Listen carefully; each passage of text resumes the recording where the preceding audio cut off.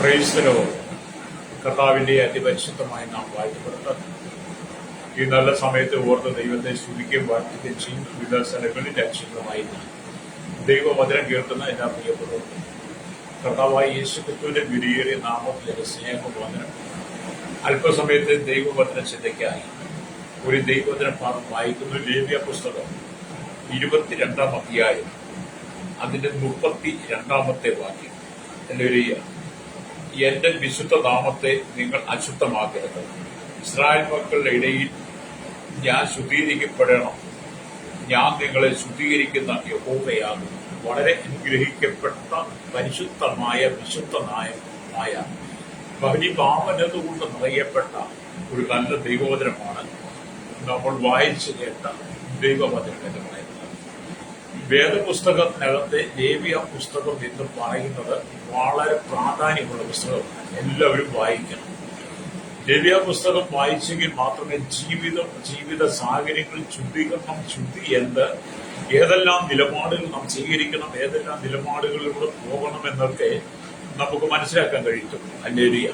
അപ്പൊ നമ്മുടെ കർത്താവ് പറയുന്നത് പൊതുവായി ദൈവം പഴയ നിയമ സഭ അല്ലെങ്കിൽ സാഹചര്യത്തോട്, ഇന്നത്തെ പുതിയ നിയമ സഭയോട്, വിശ്വാസികളോട് പറയുന്നത്, ഇസ്രായേൽ മക്കളുടെ ഇടയിൽ ഞാൻ ശുദ്ധീകരിക്കപ്പെടാം.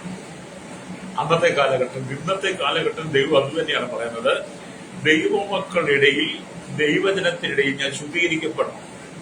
ഞാൻ നിങ്ങളെ ശുദ്ധീകരിക്കുന്ന യഹോവയാവുന്നു. അപ്പൊ ദൈവം നമ്മുടെ ഇടയിൽ ശുദ്ധീകരിക്കപ്പെടുകയും ചെയ്യണം, നമ്മളെ ദൈവം ശുദ്ധീകരിക്കുകയും ചെയ്യണം. ഹല്ലേലൂയ. അപ്പൊ ദൈവം നമ്മെ ശുദ്ധീകരിക്കുന്ന ദൈവമാണ്. അതുകൊണ്ട് നാം വിശുദ്ധിയുടെ അനുഭവത്തിൽ ജീവിക്കുന്നെങ്കിൽ മാത്രമേ ദൈവമായുള്ള ബന്ധം നമുക്ക് നിലനിർത്താൻ കഴിയത്തുള്ളൂ. ഹല്ലേലൂയ. നമുക്ക് ഇവിടെ കേരളത്തിലും ഭാരതത്തിലും ലോകരാജ്യങ്ങളിൽ 800 കോടിയധികം ജനമുണ്ട്. 7093 ഭാഷകളും സംസാരിക്കുന്നുണ്ട്. അങ്ങനെ വിവിധ നിലകളിൽ ആളുകളുണ്ട്. വലിയവരും ചെറിയവരും, ദൈവത്തെ അറിഞ്ഞവരും അറിയാത്തവരും, ദൈവമായി യാതൊരു സമ്പർക്കങ്ങളും ഇല്ലാത്ത അനവധി ആളുകളുണ്ട്. ഹല്ലേലൂയ. മനുഷ്യരുടെ സംസർഗമില്ലാത്ത, സ്കൂളിന്റെ പടി പോലും കാണാത്ത, സ്കൂൾ എത്താന്ന് പോലും അറിയത്തില്ലാത്ത, അക്ഷര വിദ്യാഭ്യാസത്തെ യഥാർത്ഥ ഭാഷകളില്ലാത്ത, ഭാഷകൾക്ക് ലിപിയില്ലാത്ത, അങ്ങനെ അനവധി മേഖലകളിലാണ് ജനം പാർക്കുന്നത്. ഹല്ലേലൂയ. അങ്ങനെ വിവിധ വ്യത്യസ്ത മേഖലകളിൽ പാർക്കുന്ന ഏത് വിധത്തിലുള്ള ജനമായിരുന്നാലും ആമേൻ, ദൈവത്തിന്റെ ആത്മാവ് അവരോട് പറയുന്നത്, ഇസ്രായേൽ മക്കളുടെ ഞാൻ ശുദ്ധീകരിക്കപ്പെടണം, ഞാൻ നിങ്ങളെ ശുദ്ധീകരിക്കുന്ന യഹോവയാകുന്ന അവർക്ക് ആ കൽപ്പന കൊടുത്തതുപോലെ ഇന്നത്തെ കാലഘട്ടത്തിൽ എല്ലാവർക്കും കൽപ്പന തരികയാണ്. നമ്മൾ അതിലെന്ത് ചെയ്യണം? ഉറപ്പോടെ നമ്മൾ കൽപ്പനകൾ പാലിക്കണം.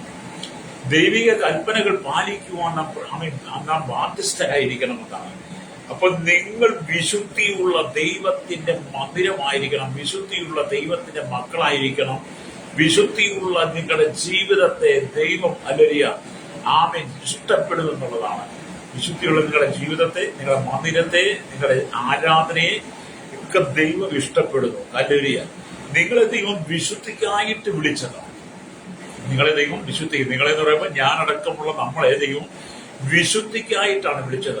അശുദ്ധിക്ക് വേണ്ടിയിട്ട് ദൈവം ആരെയും വിളിച്ചിട്ടില്ല. പിന്നെ അശുദ്ധിയോടുന്ന അശുദ്ധി സാത്താൻ കൊണ്ടുവരുന്നതാണ്.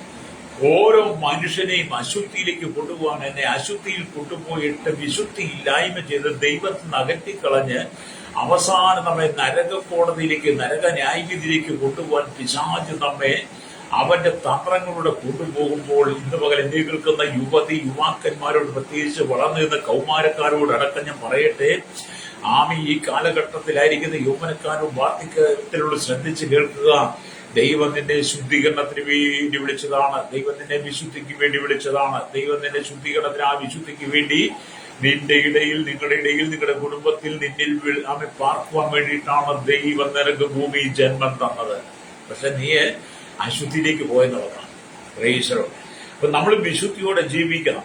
നിങ്ങൾ വിശുദ്ധരായി ജീവിച്ചാൽ മാത്രമേ കർത്താവിന്റെ പ്രത്യക്ഷതയിൽ നിങ്ങൾക്ക് അവരോടുകൂടെ എടുക്കപ്പെടാൻ കഴിയുള്ളൂ.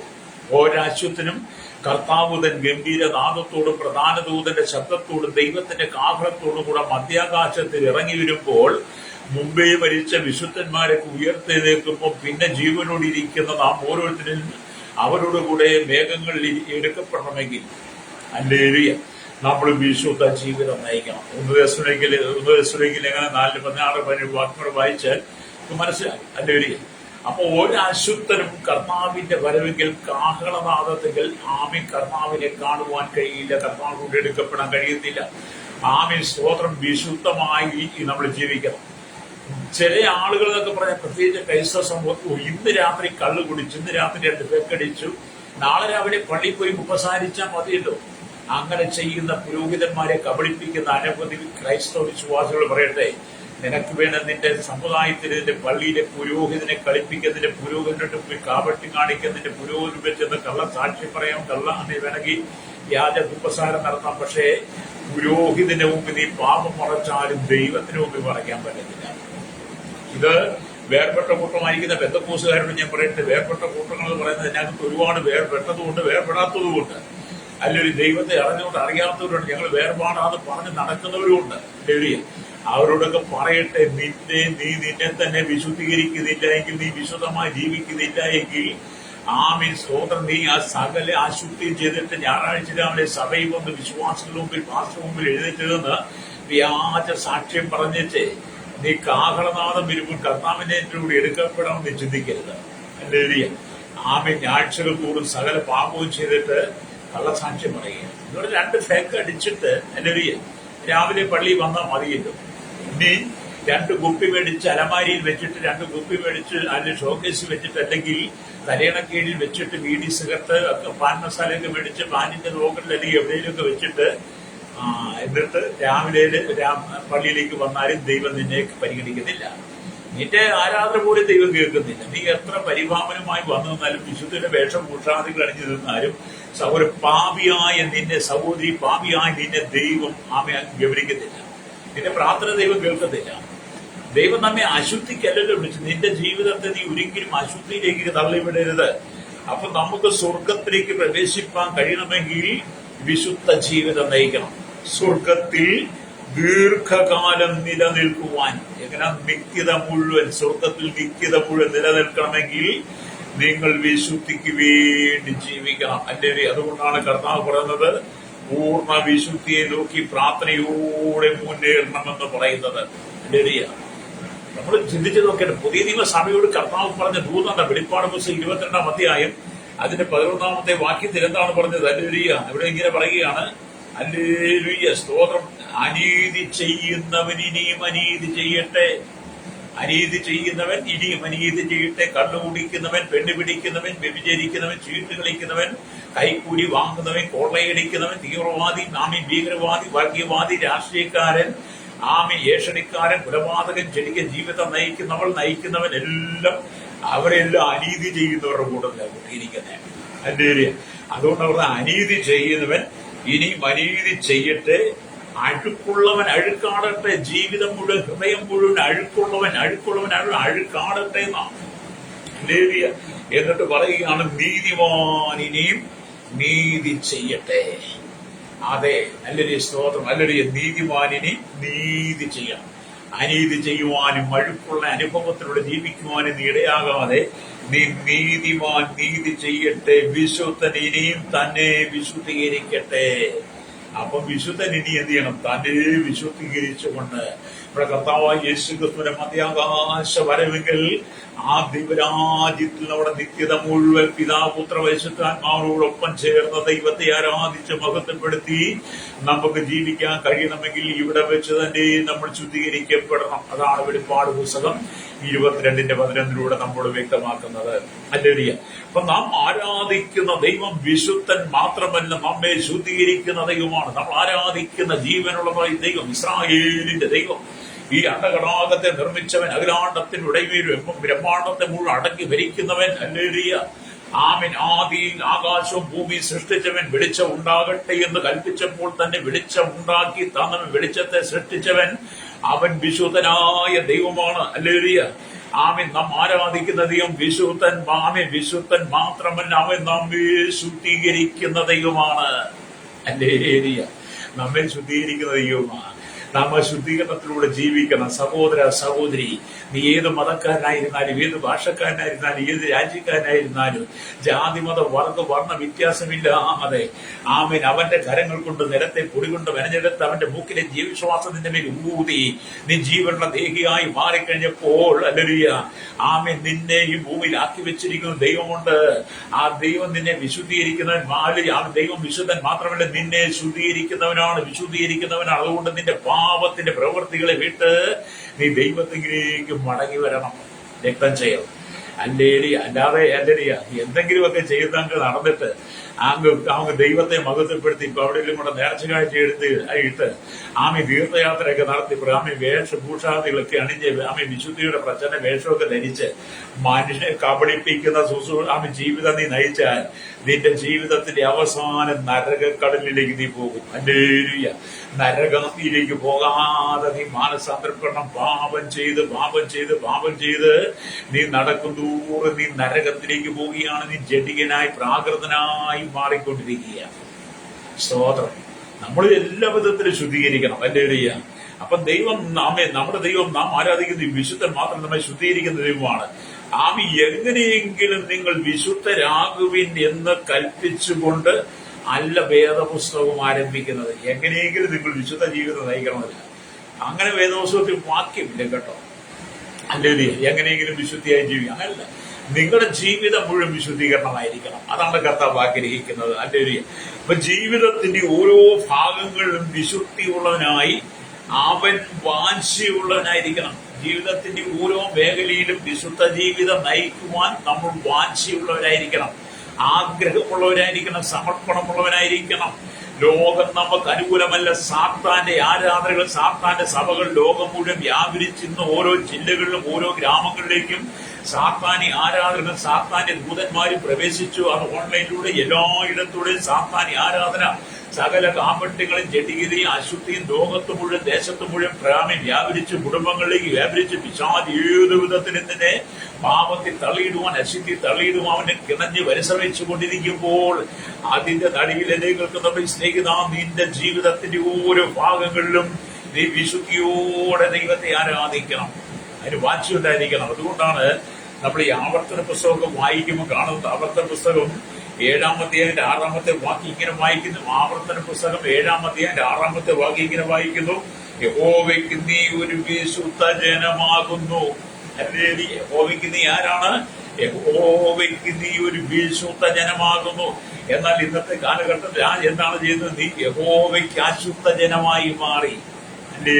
പുകയില നിന്നും, തമ്പാക്ക് നിന്നും, കള്ളുകുടിച്ചും, പാൻമസാല നിന്നും, വ്യഭിചരിച്ചും, തുറന്നെടുപ്പാഞ്ചിച്ചും, പിടിച്ചു പറിച്ചും, മോഷ്ടിച്ചും, കളവ് പറഞ്ഞ്, ഏഷണി പറഞ്ഞും, കൂട്ടുകാരനെതിരെ പകതീർന്നും, സഹോദരനെ സ്നേഹിക്കാൻ കഴിയാതെ കുടുംബത്തിനകത്ത് കലക്കമുണ്ടാക്കി അമ്മായിമ്മ വരുമ്പോൾ തമ്മിലടിച്ച് ആത്മഹത്യ മരണത്തിന്റെ വക്കിൽ എത്തിക്കുന്ന അനുഭവങ്ങളും കൊള്ള പലിശ വാങ്ങുന്നവരും ദിവ്യാഗ്രി അടക്കമുള്ള സകല വമ്പ് പറയുന്നവരും വീടുകൾ തോറും നുണ പറഞ്ഞ് നടക്കുന്ന സഹോദരിമാരും സഹോദരന്മാരും അതിന് വേണ്ട സകല കാച്ചറ സ്വഭാവം ചെയ്ത് ചപ്പും ചവറും കൊണ്ട് ഹൃദയത്തെ നിറച്ചിട്ട് ആമി വിശുദ്ധിയുടെ വേഷഭൂഷാദിൽ അണിഞ്ഞിട്ട് നീ എവിടെ പോയി പ്രാർത്ഥിച്ചാലും നിന്റെ പ്രാർത്ഥന ദൈവം കേൾക്കുന്നില്ലെന്ന്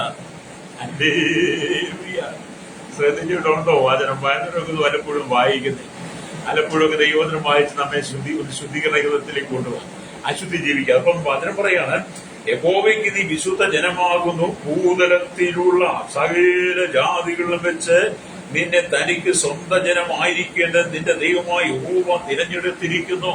ആവർത്തന പുസ്തകം പറയാണ് 7-ാം നാം വീണ്ടും പറയുന്നത്, സ്വതന്ത്രം അരുളിയ ഭൂതലത്തിലുള്ള സകല ജാതികളിലും വെച്ച്, ഭൂതലത്തിലുള്ള സകല ജാതികളിൽ വെച്ച്, ലോകത്തിന് എത്ര ജാതികളെന്ന് പറയോ, അതിൽ വെച്ച് ആ ജാതിയിൽ നിന്നെ തനിക്ക് സ്വന്തം ജനമായിരിക്കുന്ന യേശുവിന് ദൈവത്തിന് സ്വന്തം ജനമായിരിക്കേണ്ടതിന് നിന്റെ ദൈവമായ യഹോവ നിന്നെ തെരഞ്ഞെടുത്തിരിക്കുന്നു.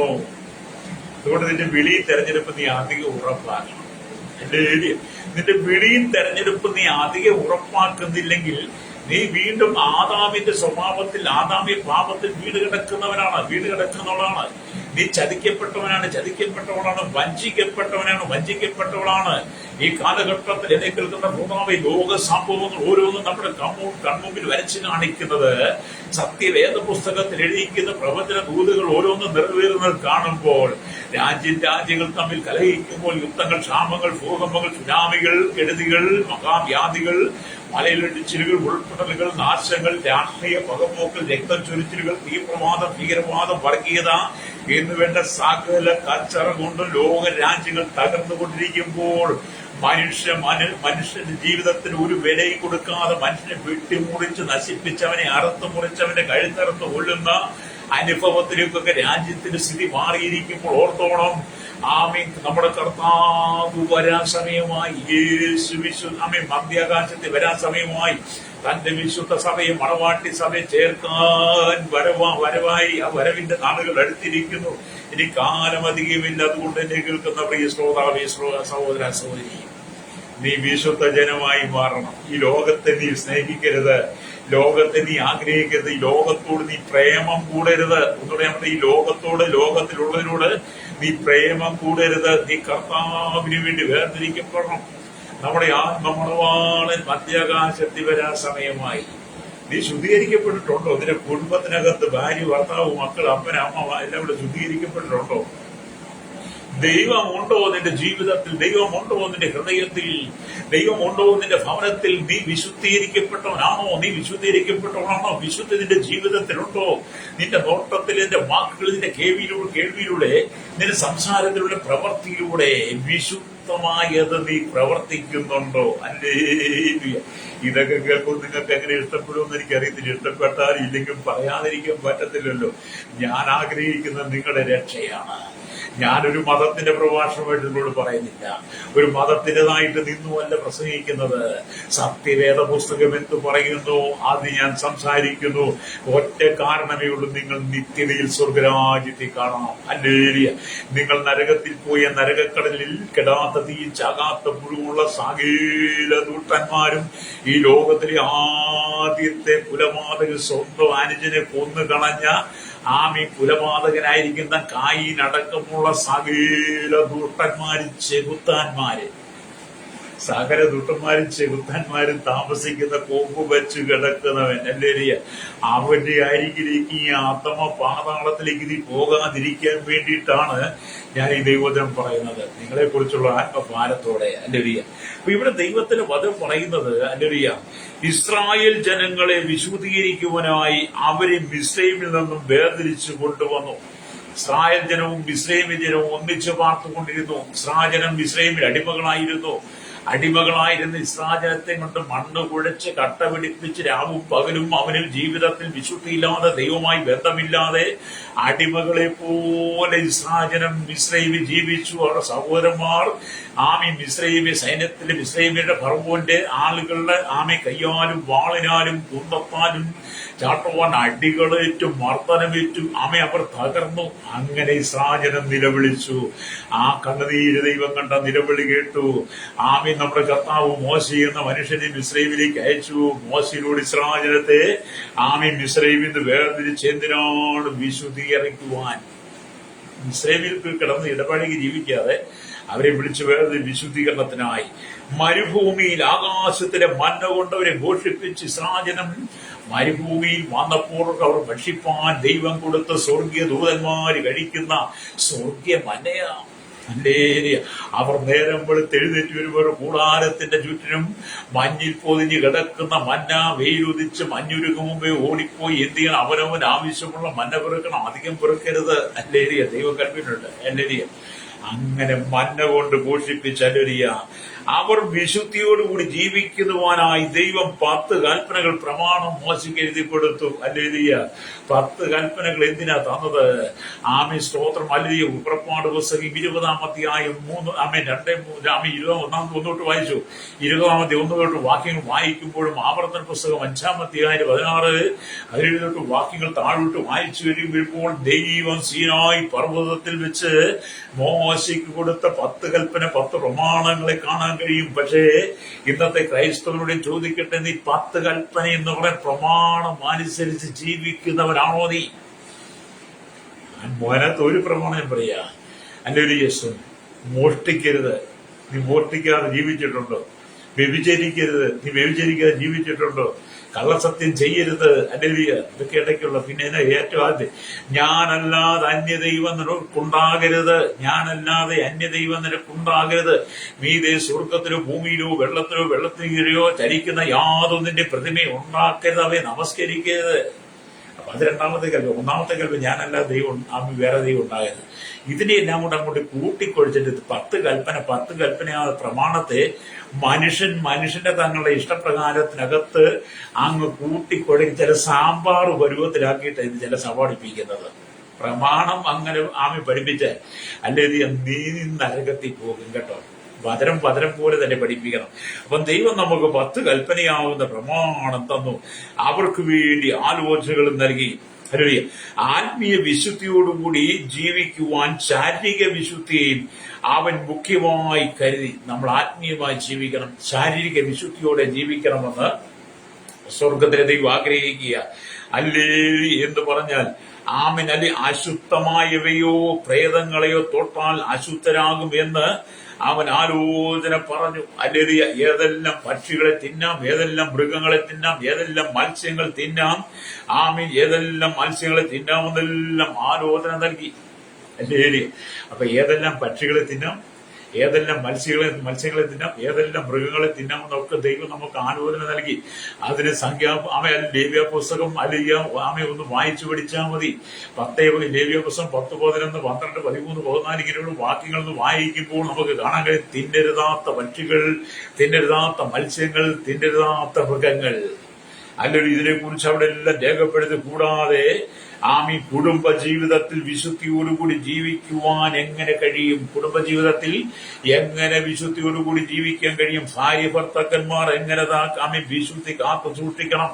ഭർത്താവ് അറിയാതെ ഭാര്യയ്ക്കൊരു ബന്ധം, ഭാര്യ അറിയാതെ ഭർത്താവിനൊരു ബന്ധം. കുടുംബജീവിത യൗവനത്തിൽ ഉഭയസമ്മത ഉടമ്പടി പ്രകാരം ദൈവവും ഉടമ്പടി ചെയ്ത് കല്യാണം കഴിച്ച് കുടുംബജീവിതം ആരംഭിച്ച ഭർത്താവിന് ഭാര്യ അറിയാതെ ഒരു ബന്ധം, ഭാര്യയ്ക്ക് ഭർത്താവ് അറിയാതെ ഒരു ബന്ധം. ഇന്നത്തെ കാലത്ത് മൊബൈലായി കഴിഞ്ഞപ്പോൾ വലിയ ചാറ്റിങ്. അല്ലെങ്കിൽ രാവിലെ ഭർത്താവ് ജോലിക്ക് പോയി ഭാര്യയുടെ പണി ചാറ്റിങ്, ഭർത്താവ് ജോലിക്ക് പോയി ജോലി സ്ഥലത്ത് ഭർത്താവിന്റെ പണി ചാറ്റിങ്.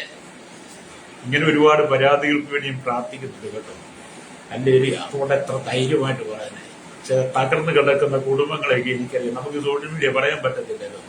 നീ മനസ്സാണ് കുടുംബ ജീവിതത്തിൽ ദാമ്പത്യ ജീവിതം എങ്ങനെ ചെയ്യണം, എന്താണ് ദാമ്പത്യ ജീവിതം? ഒരു പുരുഷൻ ഭവനത്തിൽ എങ്ങനെയായിരിക്കും, ഒരു സ്ത്രീ ഭവനത്തിൽ എങ്ങനെ ആയിരിക്കണം, ഒരു കുട്ടി ഭവനത്തിൽ എങ്ങനെ ആയിരിക്കണം, അവരെങ്ങനെയാണ് വിശുദ്ധി കാത്തുസൂടാൻ, അവിടെ എന്തെല്ലാം ചെയ്യാം, എന്തെല്ലാം കാണാം, എന്തെല്ലാം നോക്കാം, എന്തെല്ലാം തൊടാം, എവിടെയെല്ലാം ഇരിക്കാം, എവിടെയെല്ലാം പോകാം, എവിടെയെല്ലാം നിൽക്കാം, എന്തെല്ലാം കഴിക്കാം, എന്തെല്ലാം കുടിക്കാം എന്നുള്ളതെല്ലാം സത്യവേദപുസ്തകം ലേവ്യപുസ്തകത്തിൽ രേഖപ്പെടുത്തിയിട്ടുണ്ടോ? നീ ഇത് വായിച്ചതിന്റെ തലമുറകളിൽ കേട്ട് ഏതപുസ്തകം. അല്ലാതെ ചുമ്മാ ചുമ്മാ അതും പറഞ്ഞ് നടക്കരുത്. ലേവ്യപുസ്തകം വായിക്കും, നീ ഇത് ക്രമീകരിക്കപ്പെടും, നീ ഒന്ന് നന്നാകും. അല്ലേ? അപ്പം ദാമ്പത്യ ജീവിതം, ദാമ്പത്യ ബന്ധങ്ങളെ കുറിച്ചുള്ള പ്രമാണങ്ങൾ, മാതാപിതാക്കന്മാരെ കുറിച്ചുള്ള പ്രമാണങ്ങൾ, മാതാപിതാക്കളും മക്കളും എങ്ങനെ ആയിരിക്കണം, മക്കൾ മാതാപിതാക്കളോട് എങ്ങനെ ആയിരിക്കണം, മാതാപിതാക്കൾ മക്കളോട് എങ്ങനെയായിരിക്കണം, അതിനുള്ള പ്രമാണങ്ങൾ. അല്ലിയ സഹോദരൻ സഹോദരിയോട് എങ്ങനെയായിരിക്കണം, സഹോദരി സഹോദരനോട് എങ്ങനെയായിരിക്കണം, നമ്മുടെ ബന്ധുജനത്തോട് നമ്മൾ എന്ത് ചെയ്യണം, സഹോദരന്റെ മോനോട്, സഹോദരന്റെ മോളോട്, നമ്മളെ അല്ലെങ്കിൽ നമ്മളെക്കാൾ മുതിർന്നവള്, നമ്മുടെ പ്രിയപ്പെട്ടവരൊക്കെ നമ്മൾ എങ്ങനെ പെരുമാറണം, എങ്ങനെ ഇടപെടണം, എങ്ങനെ സംസാരിക്കണം, എങ്ങനെ അവരെ കാണണം, നോക്കണം, എങ്ങനെ, ഇതെല്ലാം വേദപുസ്തകം പറയുന്നുണ്ട്. ഇതെല്ലാം ഈ ലേവ്യപുസ്തകത്തിൽ വായിച്ചാൽ നമുക്ക് കാണാൻ കഴിയും കേട്ടോ. അല്ലേലിയ. അപ്പൊ ഇവിടെ നമ്മൾ നീ ആരെ ആരാധിക്കണം, ആരെ മഹത്വപ്പെടണം, എന്തിനെ സ്തുതിക്കണം, എങ്ങനെ ജീവിക്കണം, ഇതെല്ലാം പറഞ്ഞ് നിന്റെ ശരീരം വരെ വിശുദ്ധി കാത്തു സൂക്ഷിക്കണമെന്ന്. നിന്റെ ശരീരം പോലും വിശുദ്ധമായി കാത്തു സൂക്ഷിക്കണമെന്ന്. അതുകൊണ്ടാണ് നമ്മൾ ഒന്നരവിധിയിലേക്ക് 19 വരുമ്പോൾ കർത്താവ് പറയുന്നത്, ഞാൻ നിങ്ങളെ വിലയ്ക്ക് വാങ്ങിയിരിക്കൽ എന്ന് പറഞ്ഞ പാപത്തിന് അധീനമായി ജീവിച്ച, പാപശരീരത്തിൽ ജീവിച്ച, പാപത്തിന്റെ ബന്ധനത്തിൽ അകപ്പെട്ടു പോയി നിന്നെ സാത്താന്റെ കയ്യിൽ നിന്ന് വിടിപ്പിച്ച്, സാത്താന്റെ പ്രമാണത്തിന് വിടിപ്പിച്ച്, ആ അടിമരോഗത്തിന് പുറത്തു കൊണ്ടുവരും പിതാവായി ദൈവം തന്റെ പുത്രനായിരിക്കുന്ന യേശുവിനെ ഭൂമിയിലേക്ക് അയച്ച്, കർത്താവായ യേശുക്രിസ്തുവിന്റെ കാൽവരി ക്രൂശിൽ മരണത്തിലൂടെ അവൻ നമുക്ക് വേണ്ടി തന്ന അവസാന തുള്ളി രക്തം, അവന്റെ രക്തം കൊടുത്ത് അവന്റെ ജീവൻ വില കൊടുത്ത് നമ്മെ വിലയ്ക്ക് വാങ്ങിയത് അവന്റെ രക്തത്തിന്റെ വിലയാണ് ദൈവമക്കൾ കണ്ടോ. അതൊക്കെ കാരണം ഞാൻ നിങ്ങളെ വിലയ്ക്ക് വാങ്ങിയിരിക്കാൻ നിങ്ങളുടെ ശരീരം കൊണ്ടും ദൈവത്തെ മഹത്വപ്പെടുത്തണം. അപ്പോൾ നമ്മുടെ ശരീരം പോലും അശുദ്ധിയിലേക്ക് വീഴരുതെന്ന് ഹല്ലേലൂയ. നമ്മെ പൂർണ്ണരായി ദൈവത്തിന് സമർപ്പിക്കണം. ഹല്ലേലൂയ.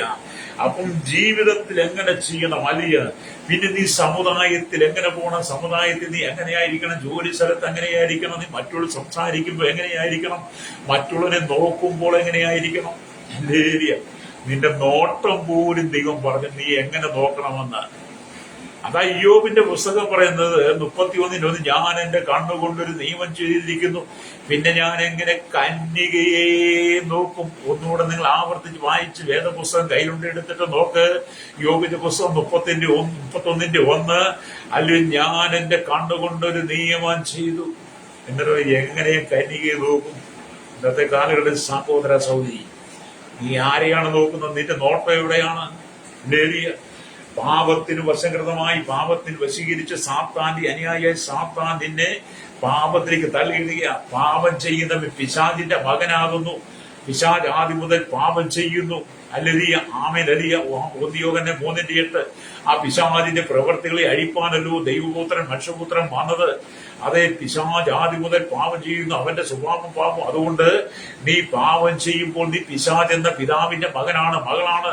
അവൻ ആദ്യം മുതൽ പാപം ചെയ്യുന്നു. നിന്നെ കൊണ്ട് പാപം ചെയ്യിക്കുന്നു. നിന്റെ ശരീരത്തെ, മനസ്സിനെ, നിന്റെ ഹൃദയത്തെ, നിന്റെ ശരീരത്തെ അവൻ അശുദ്ധിക്ക് വേണ്ടി വേർതിരിക്കുന്നു.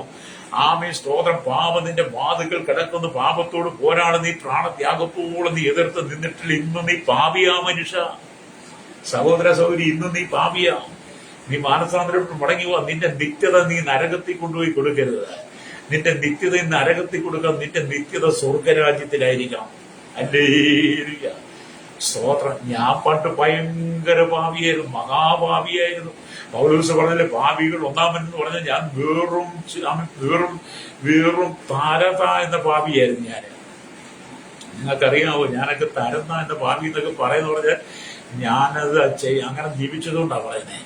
പക്ഷെ എന്നെ അതിൽ നിന്നാണ് ദൈവം എന്നെ വിളിച്ച് വേർതിരിച്ചിട്ട് പറഞ്ഞു, മകനെ നീ ഇങ്ങനെ തരം താഴ്ന്ന പിശാചെന്ന പിതാവിന്റെ മകനായി ജീവിക്കരുത്. അവൻ ആദ്യം മുതലേ പാപം ചെയ്ത് അവൻ നിന്നെ വശീകരിച്ചുകൊണ്ട് നിന്നെ പാപത്തിലേക്ക് കൊണ്ടുപോയി നിന്നെ കടലിലേക്ക് കൊണ്ടുവന്നത്. നിന്നെ നരകാത്തിൽ നിന്നെ വീണ്ടെടുക്കാൻ പോവുക. നിനക്ക് വേണ്ടിയിട്ട് ഞാൻ ക്രൂശിൽ മരിച്ചത്, നിനക്ക് വേണ്ടിയിട്ട് ഞാൻ അവസാനത്തുള്ളി രക്തം വരെ തന്നത്.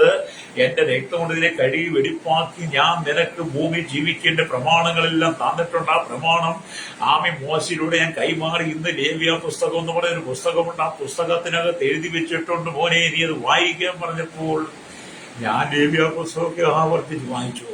അപ്പൊ അതിനകത്ത് എഴുതി വെച്ച് യാഗം എന്താണ്, യാഗം എങ്ങനെ ചെയ്യണം, ദൈവത്തെ എന്തെല്ലാം കൊടുക്കണം, എങ്ങനെ കൊടുക്കണം, കൊടുക്കുന്നതിന്റെ സ്ഥിതി എന്തായിരിക്കും, കൊടുക്കുന്ന സ്ഥിതി വിവരം, കൊടുക്കുന്നതിന്റെ അനുഭവം എന്തായിരിക്കും, അല്ലെങ്കിൽ എങ്ങനെയാണ് യാഗം നടത്തുന്നതെല്ലാം രേഖപ്പെടുത്തി വെച്ചു. അത് കഴിഞ്ഞ് ഇങ്ങോട്ട് വായിച്ചു വരും. എന്ത് തിന്നണം, കുടിക്കണം, ഏത് പോകണം, എങ്ങനെ ജീവിക്കണം, നമ്മുടെ ശരീരം എന്തായിരിക്കും, എല്ലാം ദൈവം കൂടി സംസാരിച്ചപ്പോൾ ഞാൻ ദൈവസ്ഥനെ പറഞ്ഞ, കർത്താവേ കഴിഞ്ഞ കാല ജീവിതത്തിൽ എനിക്ക് സംഭവിച്ചു പോയ പ്രവർത്തികളെല്ലാം മാറ്റണം എന്ന് പറഞ്ഞപ്പോൾ കർത്താവ് പിശാചിന്റെ പ്രവർത്തികളെ അഴിപ്പാനല്ലോ മനുഷ്യപുത്രം വന്നത്. യോഹന്നാൻ 3:8 പറഞ്ഞായിരുന്നു. പറഞ്ഞു കർത്താവിനോട് പറഞ്ഞു, പിശാചിന്റെ പ്രവർത്തികളെ നിന്റെ ജീവിതത്തിലെ നിന്റെ നടപ്പിലെ നോട്ടത്തിൽ പിശാചിന്റെ പ്രവർത്തികളെ അഴിച്ചിട്ട് അവന്റെ മുമ്പിൽ നീ കെട്ടപ്പെട്ട് കിടക്കുമ്പോൾ നിന്നെ കെട്ടിയിരിക്കുക, പാപം കൊണ്ട് കെട്ടിയിരിക്കുക, അതിൽ നിന്ന് നീ അഴിച്ചെടുക്കാൻ വന്നതാണ്. അതിന് എങ്ങനെ അഴിച്ചു? എന്റെ ജീവൻ തന്നു, നിനക്ക് വേണ്ടി രക്തം തന്നു, നിനക്ക് വേണ്ടി ഞാൻ ചാട്ടമാറ് കൊണ്ട് അടിയേറ്റു, ചാട്ടം ഞാൻ മുഴുക്കിന് ധരിച്ച് കാര്യപ്പാണികൾ തറയപ്പെട്ടു, നിനക്ക് വേണ്ടി ഞാൻ ആ ക്രൂശിൽ സഹിച്ച പങ്കപ്പാടിൽ ഗെത്സമന തോട്ടം തൊട്ട് ഗോൽഗോത്ത വരെ ഭാരമേറിയ കുരിശിൽ ചുമന്നുകൊണ്ട് മോനെ നിനക്ക് വേണ്ടിയിട്ടാ ഞാൻ കാൽവരിയിൽ യാഗമായി തീർന്ന നിന്നെ പിശാചിന്റെ പ്രവർത്തനം അഴിച്ചെടുക്കാൻ വേണ്ടി ഞാൻ എന്റെ കർത്താവിന് വേണ്ടി അംഗീകരിച്ചു കൊടുത്തു കേട്ടോ. അന്ന് തൊട്ട് എന്റെ ഹൃദയത്തിൽ സമാധാനം വന്നത്. ഞാനൊരു ദൈവത്തിന്റെ വൈദ്യരായി ദൈവമകനായി ജീവിക്കാൻ തുടങ്ങിയത് അന്ന് തൊട്ട്. എന്റെ നീണ്ട 36 വർഷം പാപത്തിന് അധീനമായ ശരീരമായിരുന്നു. അപ്പം ദൈവം നമ്മെ വീണ്ടെടുക്കും. നമ്മൾ എങ്ങനെ ജീവിക്കണമെന്നൊക്കെ ദൈവം പറയുന്നുണ്ട്. അപ്പൊ കർത്താവിന്റെ പ്രതീക്ഷയിൽ നിന്ന് നിങ്ങൾ തെറ്റി ഒഴിഞ്ഞു പോകരുത്.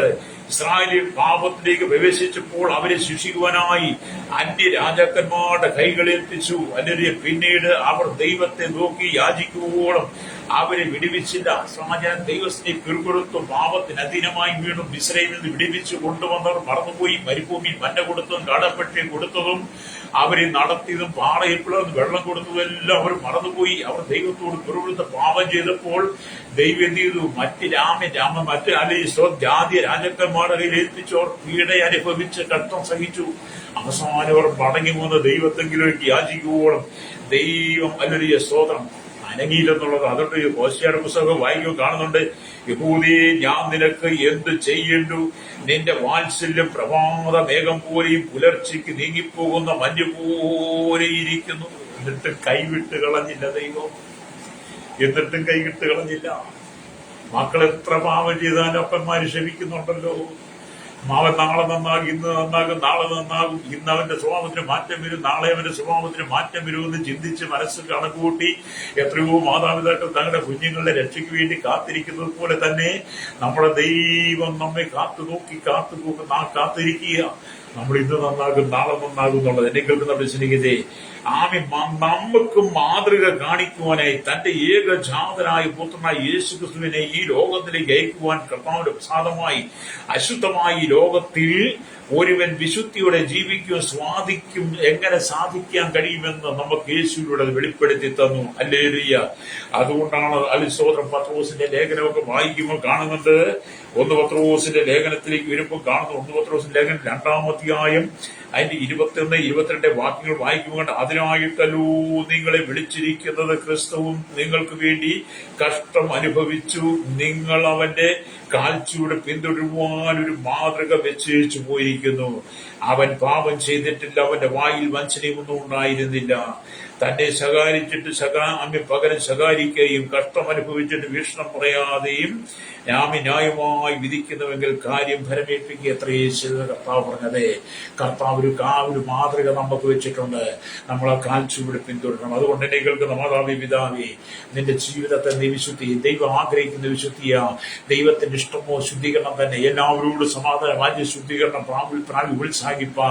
ശുദ്ധീകരണം കൂടാതെ ആരും കർത്താവിനെ കാണുകയില്ലെന്നൊരു സത്യവേദപുസ്തകം വിളിച്ചു പറയുമ്പോൾ ഇന്ന് പകൽ നീ വിശുദ്ധിയിലേക്ക് മടങ്ങി വരണം. ഞങ്ങൾക്ക് വേണ്ടി പ്രാർത്ഥിക്കാൻ പോവുകയാണ്. നാം വായിച്ചതിനെന്താണ്? ആന്യവ്യ പുസ്തകം 22-ാം അധ്യായം 32-ാമത്തെ വാക്യം. എന്റെ വിശുദ്ധ നാമത്തെ നിങ്ങൾ അശുദ്ധമാക്കരുത്. ഇസ്രായേൽ മക്കളുടെ ഇടയിൽ ഞാൻ ശുദ്ധീകരിക്കപ്പെടണം. ഞാൻ നിങ്ങളെ ശുദ്ധീകരിക്കുന്ന യഹോവയാകുന്നു. അതെ, ഇന്ന് പകൽ നമ്മൾ ശുദ്ധീകരിക്കണം. കർത്താവ് അടുത്ത നിമിഷത്തിൽ വന്നാൽ നീ നിത്യതയിൽ കാണണം. കർത്താവ് അടുത്ത നിമിഷം വന്നാൽ നീ ദൈവരാജ്യത്തിൽ കാണണം. കുറ്റബോധത്തിന്റെ ഉള്ളിൽ നീക്കി പാപത്തെ നീക്കി കളഞ്ഞ് യേശുവെ, ഞാൻ അങ്ങേക്ക് വേണ്ടി എന്റെ ഹൃദയത്തെ തരുന്നു, എന്റെ ജീവിതത്തെ തരണം, എന്റെ ശരീരത്തെ മുഴുവനായി ഏൽപ്പിക്കുന്നു. അങ്ങനെ പൂർണ്ണമായി വിശുദ്ധീകരിച്ച് അവിടുത്തെ പ്രമാണം അനുസരിച്ച് ജീവിപ്പാൻ എന്നെ സഹായിക്കണമേ. എന്റെ കഷ്ടങ്ങളും നഷ്ടങ്ങളും വേദനകളും നോക്കുകളും ശാപങ്ങളും എല്ലാം മാറ്റി അങ്ങനെ സ്വതന്ത്രമാക്കണമേ എന്ന് പറഞ്ഞ് പ്രാർത്ഥിക്കുന്നു. ഇന്ന് പകൽ ഈ പ്രഭാതത്തിൽ ദൈവം നിന്റെ ജീവിതത്തിൽ അത്ഭുതം ചെയ്യും. പരിശുദ്ധ ഞങ്ങളുടെ നല്ല ദൈവമേ, സ്വർഗ്ഗ പിതാവേ, അനുഗ്രഹിക്കപ്പെട്ട നല്ല സമയത്തിനായി വചനം കേൾക്കുന്ന കേരളത്തിൽ ഭാരത ലോകരാജ്യം 800 കോടി ജനങ്ങൾ തലമുറകൾ എണ്ണത്തിൽപ്പെടാത്തവർക്ക് ഭാവിഞ്ഞാൾ ഇവരെ ഓർത്ത് പ്രാർത്ഥിക്കുന്നു. പാപത്തിനും ശാപത്തിനും രോഗത്തിനും ബന്ധനത്തിനും സാത്താന്റെ തന്ത്രങ്ങൾ കുടുങ്ങിക്കിടക്കുന്ന സമാധാന സന്തോഷമില്ലാതെ ജീവിതം മുഴുവൻ അശുദ്ധി കൊണ്ട് നിറയപ്പെട്ടിരിക്കുന്ന സകല കുടുംബങ്ങളിൽ സകല മനുഷ്യരെയും മത സാമൂഹ്യ സാംസ്കാരിക മാധ്യമ മീഡിയ രംഗത്ത് എല്ലാ സയൻസ് എഞ്ചിനീയർമാർ അടക്കം എല്ലാ രാജ്യരാഷ്ട്ര തലവന്മാർ അടക്കം എല്ലാ വിധ ജനത്തെയും അവിടുത്തെ കരങ്ങളിൽ ഏൽപ്പിക്കുന്നു. സകല ജനങ്ങൾ ഒരുപോലെ മടങ്ങിയിട്ട് ആത്മീയ നിലയിൽ നിൽക്കുന്നവർക്ക് മാനസാന്തരം കൊടുക്കണമേ. വേർപാട് പാലിക്കുന്ന ദൈവജനം എന്ന് പറയുന്നവർക്കും ദൈവം മാനസാന്തരം കൊടുക്കണം. സകല അശുദ്ധി ലോകത്തിലെ സകല ജഡിയുമായ ജീവിതവും വിട്ട് മടങ്ങി വന്ന് കർത്താവിന്റെ വരവടുത്ത നിമിഷം സംഭവിച്ചാൽ, കാഹളം ധരിച്ചാൽ ആ കാഹളനാദം കേൾക്കുവാൻ കർത്താവിന്റെ മഹത്വ പ്രതിഷ്ഠയിൽ ചേർക്കപ്പെടുവാൻ ജനത്തെ ഒരുക്കണമേ. ഒരു മനുഷ്യൻ പോലും നഷ്ടപ്പെട്ടു പോകരുത്. ശൈശവത്തിനും ബാല്യത്തിനും കൗമാരത്തിനും യുവരത്തിനും വാർദ്ധക്യത്തിനും ആനുപുരത്തിനും അശുദ്ധ യാചകരും ഓർഫനേജിലും ഓട്ടലും യുവൽഭവൻ തലമുറയിലുമായിരിക്കുന്ന സകല ജനത്തെയും അവിടുത്തെ കരങ്ങളിൽ കർത്താവ് വിശുദ്ധീകരണം നൽകണമേ. കാലവർഷം കേരളത്തിൽ മുഴുവൻ പെയ്തുകൊണ്ടിരിക്കുന്ന മറ്റ് സംസ്ഥാനങ്ങളുടെ അനർത്ഥങ്ങൾ, വ്യസനങ്ങളിൽ അപകടങ്ങളൊന്നുമില്ലാതെ കർത്താവിന് കാലവർഷത്തിൽ നൽകണമേ. പ്രകൃതി വിരുദ്ധയും ഇടപെടണമേ. സകല മുഖത്തും എടുക്കണം. യേശുവിന്റെ നാമത്തിൽ തന്നെ ആമേൻ, ആമേൻ.